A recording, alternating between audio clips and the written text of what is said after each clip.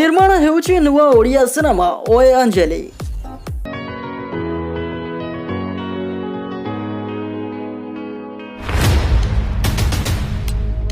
सिनेमार मुख्य भूमिका बॉलीवुड युवा अभिनेता स्वराज बारिक एवं मुंबई सुंदरी मानवी पटेल रही बेले अन्यतम नायक भाव में सेल्फी स्टिल फेम श्रेया नायकों को देखा पाइबे दर्शक।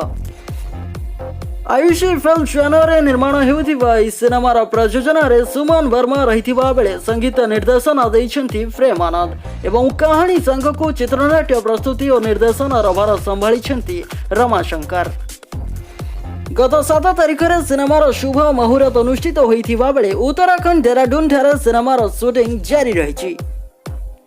स्वराज एवं मानवी अभिनीत अन्य एक सिनेमा दिल रो पासवर्ड मुक्ति लाभ अपेक्षा थिबा बेले देखा बाकी रहिला ओए अंजलि सिनेमाटी दर्शकों को केते मात्रा रे प्रभावित करुछि।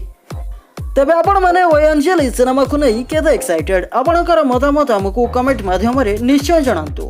ओडिया सिनेमा संपर्कित प्रतिटी खबर टिकनिकी अपडेट पई एबे ही सब्सक्राइब करंतु हम चैनल को, बेल आइकन को प्रेस करी ऑल नोटिफिकेशन को ऑन करी दियंतु।